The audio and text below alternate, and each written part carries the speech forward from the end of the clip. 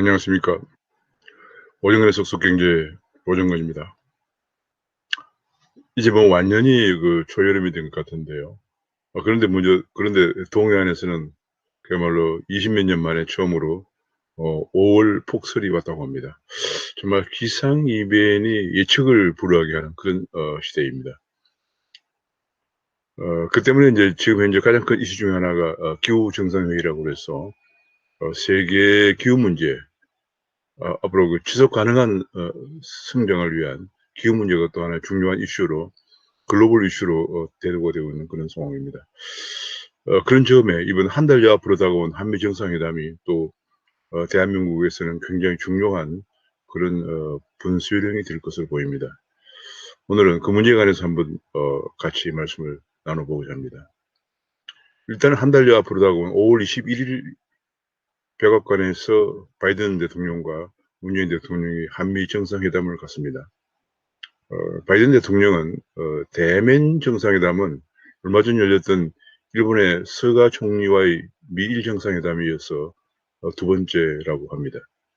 그만큼 지금 이제 바이든 행정부가 중국과의 패권 경쟁을 하고 있는 미국 입장에서 중국을 둘러싸고 있는 일본과 한국을 아주 중요한 파트너로 생각하고 있다는 그런 증명이 되겠습니다. 이번 한미 정상회담의 가장 중요한 이슈는 첫 번째 가장 중요한 이슈가 한미 동맹 복원입니다. 지금 그동안 한미 동맹 관계가 사실 그 대북 정책과 대중 관계 문제 때문에 상당히 좀 흔들리는 그런 모습을 보여왔습니다.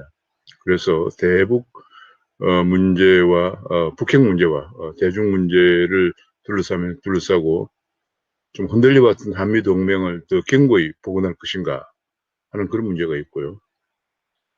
그 동맹 문제가 복원되면 다른 문제는 그냥 그대로 좀 술술 풀릴 수 있는 그런 상황입니다.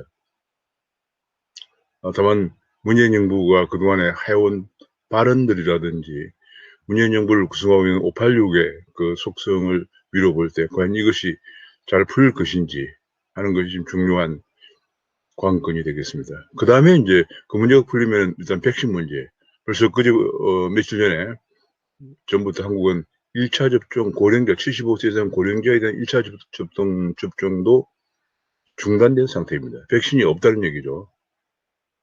백신 재고가 바닥이 나면서 백신도 중단된 상태입니다. 그래서 이번에 지난번 일본 스가 총리가 했던 것처럼 바이든을 설득해서 백신을 단번에 좀 확보할 수 있느냐 하는 것이 더 중요한 관건이 되겠습니다. 지금 뭐 백신을 빨리 접종해야 집단 면역이 되어야 우리 경제가 소생할 수 있는 그런 입장입니다. 지금 대체로 보면은 미국과 이스라엘 같은 경우를 보면은 국민들의 2차 접종까지 한 50% 정도가 2차 접종까지 하게 되면은 일단은 집단 면역 경제 활동에 큰 지장이 없는 것 같습니다.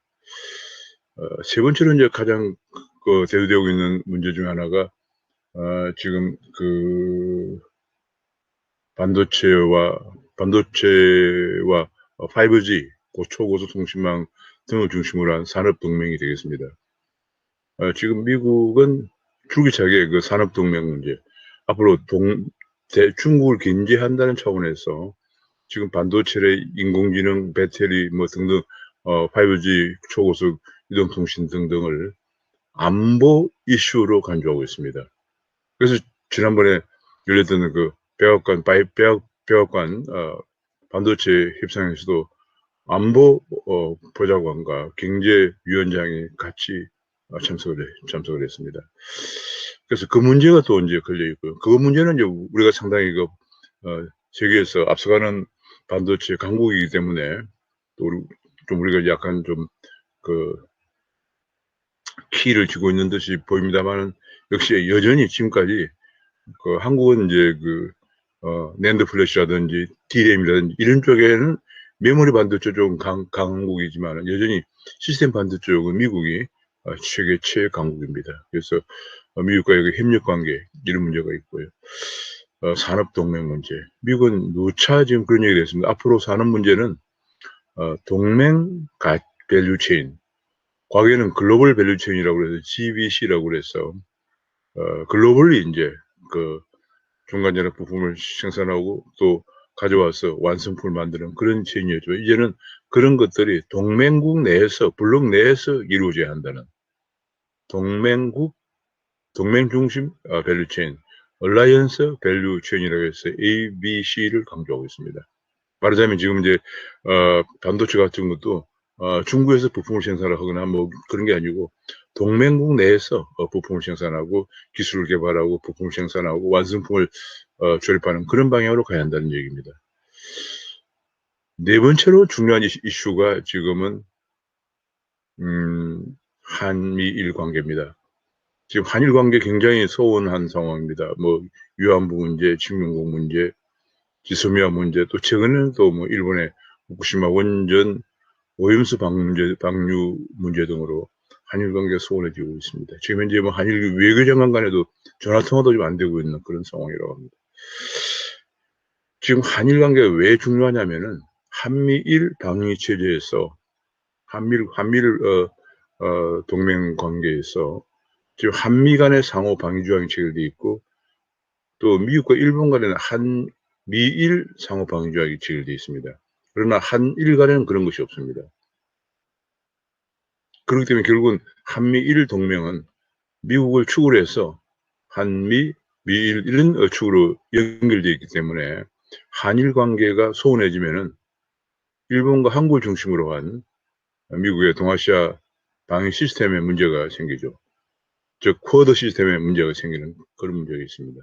그래서 그런 문제에서 이제 를 생각할 때 한미일 관계를 미국이 중재하에서 잘 한일 관계를 원만하게 풀어가야 되는 그런 이제가 있습니다. 그 외에 뭐 기후 협상 같은 것이 세계 기후 이제 정상회담을 앞두고 있기 때문에 기후 정상회담에 뭐 바이든이나 우리 문재인 대통령도 참석이 거의 확실시되고 있는 상황인데 그런 문제에 관해서 큰 이견이 적은 것으로 알고 있습니다. 그렇다면 가장 중요한 문제가 이제 북핵 문제를 중심으로 한 안보 문제, 두 번째로는 이제 우리가 백신 확보 문제, 세 번째가 이제 산업 동맹 문제, 네 번째가 한일 관계 문제, 한일 관계를 중심으로 한 한미일 관계 이런 것이 되겠습니다.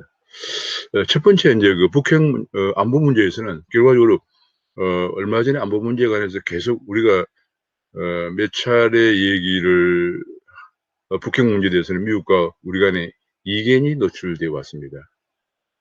문재인 대통령이 얼마 전에 그 뉴욕타임즈와의 회견에서 바이든으로 하여금 북한의 김정은과 마주 앉아서 협상을 할 것을 요구를 했습니다. 그 다음에 트럼프의 싱가포르 북미회담을 이어받아야 된다는 주장도 했습니다. 그러나 바이든은 단호하게 북한의 비핵화가 선행돼야 한다 하는 것. CBI 들어서 완전한 북한의 되돌릴 수 없는 검증 가능한 북한의 비핵화가 선행되어야 문제가 해결된다 하는 얘기고요. 우리는 이제 북미 회담을 줄기차게 요구하면서 북한의 제재를 좀 완화해서 북한의 인도적 지원을 포함한 지원을 해야 북한의 문제가 풀린다. 뭐 이런 얘기를 좀 하고 있는 그런 상황입니다. 뭐 지금 현재 얼마 전에 오늘 여당 대표로 당선된 송영길 의원 같은 경우에 정부 여당의 북방경제위원장을 했죠. 북방경제위원장 하면 역시 그런 주장을 해왔습니다. 그래서 정부 여당이 한결같이 북한에 대해서는 상당히 유화적인 그런 태도를 가지고 있습니다. 이것이 이제 가장 핵심 문제입니다. 지금 미국의 바이든의 단호한 북한 비핵화 정책과 어긋나는 것이기 때문에 이 문제를 어떻게 조율할 것이냐. 그것 때문에 미국이 요구하고 있는 쿼드, 중국을 견제하기 위해서 미국과 일본, 호주, 인도를 연결하는 그 4개국 동맹에 한국이 참여하는 그 쿼드 플러스에 한국의 참여를 요구해왔지만 아직 명확한 답변을 한국은 내놓고 있지 않는 그런 상황입니다. 그래서 이 문제가 이제 첫 번째 가장 핵심적인 의제고요. 또 조율이 되어야만 그 다음 문제가 풀릴 수 있는 상황입니다. 이 문제만 해결되면 제가 보기에 백신 확보 문제라든지 산업 동맹 문제, 한일 문제가 어느 정도 실타래가 풀리지 않겠나 생각합니다만 이 문제가 가장 중요한 문제입니다. 한미 동맹의 역사는 짧은 역사가 아닙니다. 뭐 가장 1800년대에 우리가 조미 상호 수호 협상이 있었죠. 수호 통상 협상이 있었습니다만은 본격적인 우리 한미동맹은 역시 한미동맹은 우리가 분단이 되면서 대한민국의 남한만의 단독 정부가 유엔 승인하에 단독 정부가 수립되면서 미군이 한국에 진주했습니다. 그러나 1948년 8월 15일에 남한에 대한민국이 건국되고 나서 1949년에 미국은 일부 소수의 군사 고문단을 남기고 다 철수를 했습니다. 그러면서 1950년에 나온 에치슨 라인, 이것이 굉장히 치명적인 에치슨 라인, 당시 미 국무장관 에치슨이 미국의 아시아 방위 라인은 큐릴 열도부터 일본을 거쳐서 필리핀에 이르는 선이다라고 하면서 한국과 대만을 미국의 태평양 방위선에서 빼면서 북한의 오판을 불러일으켰습니다. 그러자 북한은 1951년 6월 25일에 전격적으로 소련의 지원을 받고 대남 침공을 단행했습니다. 미국의 에치슨 라인으로 미국의 아시아 방위권에서 한국이 빠졌다는 것을 확인하고 나서는 바로 호시탐탐 노리던 북한은 소련을 지원을 등에업고 남침을 감행했습니다. 그러나 유엔군의 참전으로 결국은 북진 통일을 앞둔 오히려 거의 밀려서 부사만 남기고 다 점령을 당했다가 다시 유엔군의 참전으로 북한까지 올라가서 압록강까지 우리가 진격을 해서 북진 통일을 앞두고 있었습니다만은 중공군의 참전으로 다시 밀려서 오늘날 휴전선까지 이제 밀려 내려오면서 거기서 휴전협정이 체결되었습니다. 1953년 7월 27일에 종전이 휴전이 되고요. 휴전협정은 1953년 7월 27일에 체결되었습니다만 그 휴전협정에 당시 이승만 대통령은 단호히 반대를 했습니다. 반대한 가장 큰 이유는 이대로 우리가 휴전을 할 경우에는 남북이 분단되는 그런 문제가 발생한다 하면서 다시 전쟁의 위협이 계속된다는 그런 문제와 그다음에 북한은 역시 남한은 유엔 승인하에 단독 정부지만 북한은 당시 김일성이라고 하는 불법 집단이 존거하고 있다 하는 그런 인식을 이승만 대통령은 가지고 있었습니다. 그래서 단호히 물리쳐야 한다는 그런 것과 그다음에 휴전협정에 우리가 조인을 하게 되면은 향후 우리가 북진 통일할 기회를 스스로 포기하는 것과 같다. 이런 것 때문에 단호히 반대를 하면서 당시 미국이 휴전협정에 강력히 휴전협정을 그러니까 미국도 이제 3년여에 걸친 전쟁에 지쳤죠. 지친 나머지 미국이 이제 전쟁에 휴전협정에 더구나 당시에 메가드 그 당시 원수가 중공군의 참전을 계기로 해서 심지어는 압록강 주변 만주 지역까지 원폭을 투하하자면 그런 얘기도 나왔다고 합니다만은 그러나 제3차 대전의 발발을 우려한 아이젠하워 대통령이 반대했다는 그런 얘기도 있습니다. 결과적으로 이승만 대통령은 휴전협정에 찬성은 하지 않지만 휴전협정을 반대하지는 않겠다 하는 입장을 취하면서 그러나 대한민국의 안보를 위해서 미국이 그에 상응하는 한미 상호 방위 조약을 체결해야 한다는 주장을 하면서 심지어는 거제도에 있는 방공포로까지 석봉하면서 정말 담대하게 끈질긴 이승만 대통령의 고집과 노력으로 한미 상호 방위 조약이 체결되었습니다. 이승만 대통령은 1954년에 한미 상호 방위 조약이 체결되었습니다. 53년 8월 달에 이제 우리나라는 내 나라에서는 한미 상호 방위 조약이 조인되었지만 미국 의회에서 1954년 도에 한미 상호 방위 조약이 최종 승인 되면서 한미 상호 방위 조약이 효력을 발휘하게 되었습니다. 이 한미 상호 방위 조약의 한 가지 문제점은 나토와는 달리 한반도에 유사 상황이 발생할 경우에 즉각적으로 자동적으로 미군이 개입하는 조항이 없습니다. 그것이 가장 큰 문제인데 이 문제를 해결하기 위해서 이승만은 남한에 상호 방위조약 외에 미군의 주둔을 강력히 요구했습니다. 그래서 그 당시에 약 7만 명에 달하는 미군이 한국에 주둔하게 되었습니다. 정말 이승만 대통령이 아니고는 누구도 해낼 수 없는 일을 해낸 것이죠. 그리고 그 중에서 특별히 의정부와 문산을 중심으로 해서 서울 인근에 서울 서북부 쪽에 미군이 주둔해야 한다. 의정부, 문산, 동두천 등의 미군이 2개 사단이 주둔하도록 했습니다. 일종의 북한이 침공을 할 경우에는 미군을 침략하지 않고는 서울에 도달할 수 없는 흔히들 말하는 인계철선이라고 그러죠. 철선을 요구했습니다. 요구하고 승낙을 받아냈습니다. 그렇게 되면서 나토처럼 한반도의 유사 상황이 발생할 경우에는 즉각적으로 자동적으로 개입한다는 조항은 없었지만은 사실상 즉각적으로 개입하지 않을 수 없는 상황을 이승만 대통령이 만들어내었습니다. 그리고 마침내 1954년 상호 방위조약이 발효가 되면서 이승만 대통령은 감격 어린 대국민 담화를 발표했습니다. 담화의 주요 내용은 그렇습니다. 우리 대한민국은 그동안 역사적으로 언제나 중국이라든지 이런 뭐 가깝게는 일본의 30몇 년에 걸친 통치를 식민지 지배를 경험했지만 그 전에도 중국의 그 여러 가지 강압된 그런 통치를 받아온 것이 사실입니다. 중국 일종의 그야말로 소국처럼 중국 입장에서 볼 때는 그렇게 지배를 받아온 것이 사실입니다. 중국은 당시에 거의 1945년에까지 일본은 전체주의 우리나라를 식민지를 지배하고 있었고 중국도 역시 전체주의 그때 황제가 지배하는 국가였죠. 그런데 이승만이 경험한 국가는 그것이 아닙니다. 이승만은 1800년대 말에 미국으로 도미해서 유학을 갔죠. 이승만 대통령이 유학 갈 때 나이가 한 32살 정도 됐습니다. 30대 초반에 미국 유학을 가서 조지 워싱턴 대학에서 학사를 하고 하버드에 석사를 하고 하버드 대학을 거쳐서 프린스턴 대학에서 국제정치학 박사를 받게 됩니다.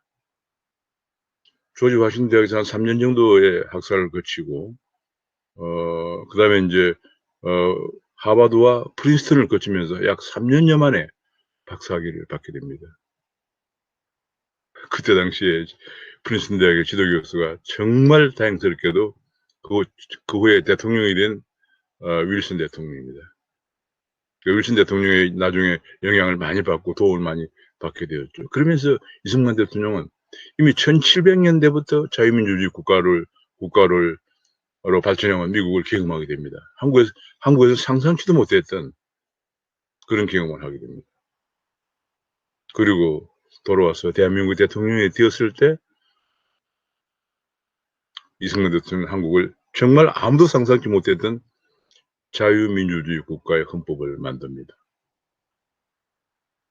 참 이것이 어떻게 보면 우리 대한민국으로서는 천운이라고 해도 과언이 아닙니다.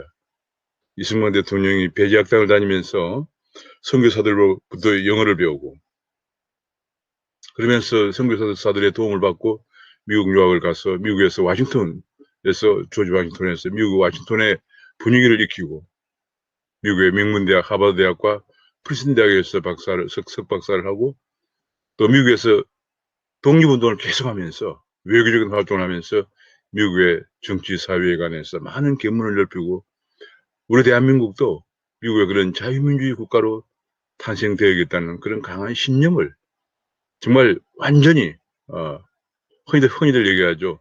친미하고 용미가 해야 한다. 친미, 지미, 용미란 말을 씁니다. 미국과 친해지면서 미국을 알고 그 다음에 미국의 힘을 이용해야 한다는 그런 얘기, 용미라는 말도 씁니다. 그리고 돌아와서 대통령이 되면서 북한이 공산주의 사회 실험하는 사회에 우리는 대한민국은 자유민주주의 국가로 탄생을 합니다. 이승만 대통령 정당도 자유당이에요. 그때 제가 어릴 때는 자유당에 대한 의미를 잘 몰랐습니다만 이승만 대통령이 왜 개인의 자유를 그렇게 중시하는 자유당이라는 걸 명칭을 했을까 하는 것을 지금에서 생각하게 됩니다. 미국에서 오랫동안 1700년대 미국의 건국 때부터 자유민주주의 국가로 탄생되고 발전한 미국을 보면서 그런 생각을 뿌리 깊게 하시게 된 것 같습니다. 정말 우리 대한민국으로서는 천운이 아닐 수 없는 것이 그 당시에 1917년에 러시아 혁명이 일어나면서 뭐 전 아시아 지역이 그야말로 좌파의 혁명의 물결이 휩쓸고 있을 때입니다. 대한민국도 당시에 남노당이 얼마나 기승을 부렸는지 1948년 5월 10일에 총선을 앞두고 1948년 5월 10일 총선을 앞두고 4월 달에 제주도에서 저희 말은 총선을 반대하는 사건이 일어났죠. 4.17 남도당 봉기가 일어났죠. 그걸 요즘은 4.17 사건이라고 그래요. 무슨 사건인지 그냥 얘기하지 않고, 그리고 지금은 그 피해 입은 양민들을 합니다만 사실 양민인지 남당원인지 모르죠. 많은 그 사람들 전부 다 피해 보상까지 유공자로 피해 보상까지 한다고 합니다. 4.17 저희도 봉기가 일어나고 4.17 봉기를 진압하기 위해서 집결했던 군인들, 여수 순천에 집결했던 군인들 안에도 남노당 불확실이 있었어. 거기서 반란이 일어납니다. 결국은 진압하러 건너가지 못하게 돼요. 그러면서 제주도의 봉기가 몇 년을 갑니다. 결국은 5월 10일 선거를 못 치렀어요. 전국에서 제주도 2명 뽑는 선거구였는데 선거구에 국회의원을 뽑지 못했습니다. 그 정도로 남한 지역에서도, 대한민국 남한 지역에서도 좌파의 물결이 그야말로 기승을 부리고 있을 때 이승만 대통령이, 미국에서 건너온 이승만 대통령이 대한민국을 대통령이 되어서 자유민주주의 국가를 건설했다는 하는 것은 우리 대한민국의 정말 천운이라고 생각할 수가 있습니다. 왜냐하면 지금 북한 같은 경우에는 일어난 소득이 뭐 3,400불밖에 안 됩니다. 우리가 3만 불이 넘는 대한민국 선진국을 바라보고 있지만은 지금 이렇게 웬만한 국민들은 뭐 그건 큰 어려움 없이 선진국 수준의 정말 수준을 누리고 있죠. 북한은 지금 수돗물도 안 나오는 상황입니다. 개성공단에서 근무했던 사람들을 얘기해 보면은 그저 물 좀 가져가려고, 그리고 뭐 집에서 빨랫감에다 뭐 잔뜩 가져와서 그 틈틈이 그냥 그걸 좀 어떻게 빨래해서 가져가려고 하는 그런 모습을 본다고 합니다. 왜냐하면 대체로 1,300~400불 정도 되는 국가들이 동남아에 많습니다. 뭐 캄보디아라든지 라오스라든지 미얀마나 하수는커녕 상수도가 제대로 안 되는 지역이거든요. 우리가 만약 공산주의가 되었다면 어떻게 되었을까 생각을 해봅니다. 지금 우리가 어떤 상황에 살고 있을까 생각을 해봅니다. 그러면서 이승만 대통령을 우리가 만난 것은 천운이었다. 이승만 대통령이 자유당을 만들고 자유대한민국 건설했다는 것이 천운인데, 문제는 그것이 이제 미국의 오판으로 H3 라인이 설립되면서 1951년에 북한이 쳐내려오고 53년에 휴전 협정이 체결되고 이것은 안 되겠다고 해서 휴전을 극력 반대하던, 북진 통일을 해야 한다고 하던 이승만 대통령이 급기 얻어낸 것이, 그제도 방공포로가 석방하면서 난리를 피면서 고집을 피면서 얻어낸 것이 한미 상위 방어자, 한국의 미군이 지켜줘야 한다라고 한 것을 얻어내면서 드디어 발표한 것이 이것입니다. 우리 대한민국이 그동안 한마디로 아시아 지역에서 약소 국가로 살아오면서 여러 나라들의 열강들의 침략을 항상 받아왔는데, 이제는 우리가 자유민주주의 국가인 해양 세력으로 진출하게, 해양 세력과 손을 잡게 되었다는 것을 언급하셨습니다. 그렇게 되면서 우리가 드디어 대륙 국가의 굴레에서 벗어나서 해양 세력으로 진출하는 계기가 되었다는 것이죠. 그만큼 한미 상위 방위 조약의 의미가 큰 것입니다. 그리고 대한민국은 그 후에 안보에 관한 부담을 들고 우리 경쟁이 이렇게 발전을 올 수 있습니다. 다행히 그런 과정에서 박정희라는 위대한 인물을 만나서 정말 신흥시장국, 한마디로 해피 식민지 국가였다가 해방된 국가라서 그 유일하게 대한민국이 이렇게 성장을 하게 되었습니다. 월드뱅크에서, 세계은행에서 동아시아의 기적이라고 명명할 정도로, 우리는 한강의 기적이라고 얘기합니다만 월드뱅크에서는 우리나라와 싱가포르, 대만, 홍콩을 묶어서 특히 그중에서 대부분의 서술하는 우리나라 내용인데 동아시아의 기적이라고 명명한 책까지 발행할 정도로 우리가 성장을 했습니다. 그런데 지금 와서 한미동맹이 흔들리고 있습니다.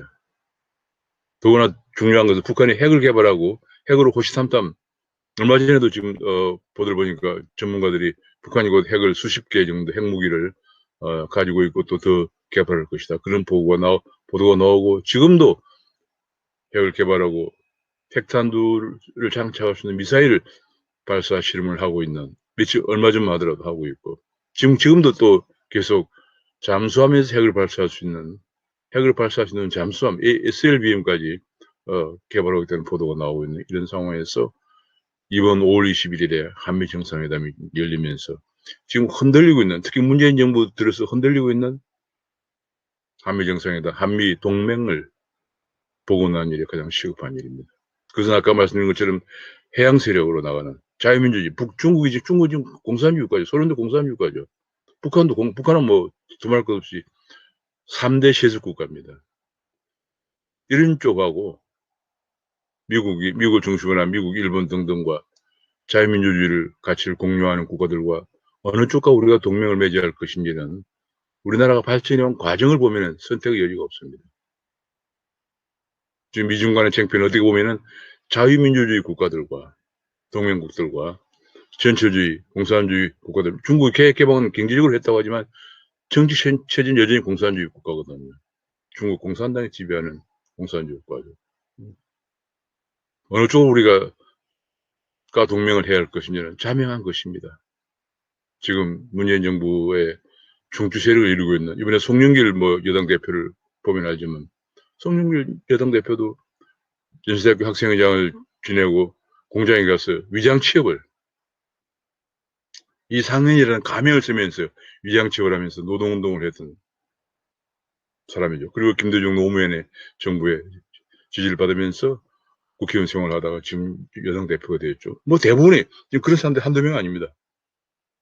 제가 아는 사람들도 일부 지금 장관급에 있는 분들도 지금 그런 한마디로 그걸 갖다가 공할이라고 그러죠.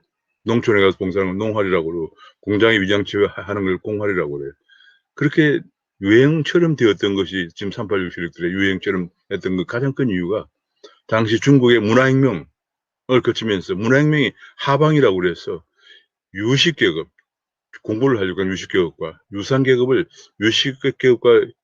유산계급을 전부 색출해서 농촌의 하방을 보낸 데서 우리가 그걸 본따가지고 우리 공활용화를 간 것입니다. 한번 중국의 문화혁명을 칭송했던 전통이 지금 계속 한국에서 중국은 그걸 완전히 숙청하고 이제 중국 완전히 제거했는데 우리만 지금 그 기승을 부리고 있는 상황이에요. 왜냐하면 문화혁명은 전적으로 실패했다는 게 중국의 판단이거든요. 그래서 중국이 등소평이 등장하면서 문화혁명 4인방을 숙청을 했습니다.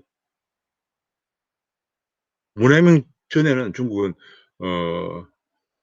대약경 운동이라고 그래서 사유재산을 철폐하고 집단 농장에서 많게는 25,000명까지 집단 수용을 하면서 가정을 완전히 파괴하고 집단 농장을 통해서 했는데 수천만 명이 굶어 죽는 사태가 발생하면서 중국에서 왜 이런 사태가 발생하느냐. 집단 농장을 하면은 이것이 유도피아가 되어 있는데 왜 이렇게 수천만 명이 굶어 죽느냐 하는 것을 연구한 끝에 나온 것이 아직도 유식계급과 유산계급이 있기 때문에 그렇다 해가지고 한 것이 문화대혁명이에요. 유산계급과 유식계급을 색출해서 하방을 보내서 농촌을 보내서 정말로 노동의 가치를 깨우쳐야 한다. 그래야만 우리가 유토피아를 건설할 수 있다는 한심한 환상, 몽상에 젖어 있었던 것이 문화대혁명이고 그것이 끝나면 중국이 피폐하게 끝나면 10년간 했는데 결국은 등소평이 죽으면서 끝난 겁니다. 1976년에 등소평이 죽으면서 끝나고 78년에 등소평이 등장해서 문화혁명 4인방을 숙청하고 중국을 개혁개방으로 갑니다. 그러나 공산주의 체제는 여전히 남아있습니다. 우리가 그 당시에 사고가 머리에 젖어있던 사람들이 지금 586이 되어서 국권을 농단하고 있다는 사실이 너무 기가 막힌 현실입니다. 역사적으로 후퇴하는 반역사적인 상황이죠. 제가 오늘 여당 대표로 선출된 송영길 대표를 보면서 다시 한번 그런 사실들 상기하게 되겠습니다. 그리고 지난 4년간 문재인 대통령 국정이 왜 이렇게 실패를 추락을 하고 대통령의 지지율이 30%도 안 나오느냐. 지금 특정 지역에는 거의 100% 가까이 지지가 나오는 지역이 있고 또 문바라고 하는 대깨문이라고 하는 그런 그룹들이 있는데도 불구하고 팬덤이 그룹이 있는데도 불구하고 왜 그러냐. 그만큼 실패한 것이에요. 이제 실패한 걸 인정을 해야죠. 다행히 이번에 송영길 대표는 뭐 그런 면에 좀 반성을 한다 하는 얘기를 여러 차례 한 것을 언론에서 보았습니다. 과연 얼마나 반성하고 정책 규율을 전환할지 두고 봐야죠. 그런 상황에서 나오는 그 정책 중에 여러 가지가 있는데 외교 안보, 경제 뭐 여러 가지 있는데 그중에서 외교 안보 문제에 관해서 그동안에 흔들어왔던 한미동맹, 왜냐하면 세력들이 전부 다 소위 말하는 종북을 자처하던 주사파, 그다음에 친중을 아까 얘기했지만 문화혁명을 꼰따가지고 하방을 가서 본인들이 공장에서 몇 년간 위장 취업하면서 그걸 정의롭게 생각했던 세력들이 정권을 잡았기 때문에 자연 종북 친중 정책을 할 수밖에 없죠. 그러나 그것이 이번 한미 정상회담이 삐끗하면 우리는 우리 대한민국은 어디로 갈 것인가 하는 것이 자명해지면서 한국의 운명이 나락으로 떨어질 가능성이 있습니다. 굉장히 중요한 한미 정상회담입니다. 제가 이번에 특별히 이 말씀을 드린 이유는 다가오는 5월 5월 21일 한미 정상회담은 그처럼 대한민국의 진로를 결정하는 너무도 중요한 정상회담이라는 것. 한미 흔들리고 있는 한미 동맹 관계가 복원될 것이냐, 파탄날 것이냐는 것을 결정되는 중요한 정상회담이 해당이라는 것 때문입니다. 그것이 우리뿐이 아니고 우리의 자손들이 어떻게 살아가는 대한민국이 될 것인가 하는 것을 결정하는 중요한 것이 될 것입니다. 이승만 대통령이 제가 오늘 이승만 대통령의 한미 상호 방위 조약을 체결하면서 여러 가지 말씀하신 것이 생각이 난 겁니다. 오랫동안 중국의 여러 가지 간섭과 지배하에서 헤어나지 못했던 우리 대한민국이 드디어 해양 세력의 자유민주주의를 추구하는 자유민주주의를 로 발전하고 있는 국가들과 손을 잡게 됐다는 감격 어린 말씀을 하셨습니다. 그리고 결국은 그 미국이 지원하는 유엔에 의해서 대한민국은 지켜지고 6.25 동란으로부터 건져내어지고 지금까지 발전해 왔습니다. 근데 문제는 그 당시에 그 한미 상호 방위 조약이 체결되었던 되면서 즉각적이고 자동적인 개입 대신에 들었었던 인계 질서이 완전히 없어졌습니다. 평택 의정부나 동두천이나 문산 쪽에 배치됐던 미군들이 전부 평택을 철수했습니다. 지금 대한민국의 서북 방위권이 완전히 텅 비은 거 마찬가지입니다. 9.19 군사합의, 문재인 대통령이 지었던 9.19 군사합의 때문에 우리의 그 상호 방위 조약의 중요한 한 축이 되었습니다. 지금 되고 있는 그런 모습입니다. 저는 이러한 중요한 시기에 그런 가운데 북한은 핵을 계속 개발하고 있으면서 계속 위협을 가하고 있거든요. 이러한 중요한 시기에 더욱더 튼튼해져야 할 한미방위 조약을 앞두고 있는 이 시점에 중요한 한미 정상회담이 한 달여 앞에 5월 21일에 열린다는 점에서 굉장히 중요한 회담입니다. 그것만 해결되면은 미국이 요구하는 코드에 참여해서 그것만 해결되면은 그 다음에 뭐 백신 확보 문제라든지 산업 동맹 문제 이런 문제들은 술술 풀릴 것을 생각합니다. 물론 문재인 정부 입장에서도 굉장한 고민이 많으리라 생각됩니다. 그 집권 담당 세력들의 의식 구조도 그런 배경에서 자라왔다는 것도 그렇습니다만 사실 우리가 중국에 의존하고 있는 바도 경제적인 면에서 굉장히 크고 또 북한의 그 핵 위협도 무시 못할 정도로 지금 가공할 정도로 커져 있기 때문에 과거와는 다른 양상입니다. 여러 가지를 고려를 해서 고민이 많이 되겠지만 그러나 가장 중요한 것은 그 모든 것이 우리가 한미 방위 조약 특히 한미일 관계 이런 것들이 무너지면은 우리를 지켜낼 수 있는 지렛대 자체가 없어진다는 점을 염두에 두면서 이번 한 달 앞으로 다가온 한미 정상회담에 정말 최대한의 지혜를 모아서 우리 대한민국의 번영된 자유민주주의 국가로 발전시킬 수 있는 본수령에서 대한민국을 지켜낼 수 있는 지혜를 짜내야 될 것으로 생각합니다. 오늘 한 달여 앞으로 다가온 한미 정상회담을 내다보면서 제가 지금 여러 가지로 흔들리고 있는 한미동맹, 많은 국민들이 걱정하고 있는 대한민국의 장래에 대해서 살펴보고 정말 안타깝고 절절한 심정으로 정부 당국에 제가 간절한 호소를 드리는 말씀을 같이 나눠봤습니다. 감사합니다.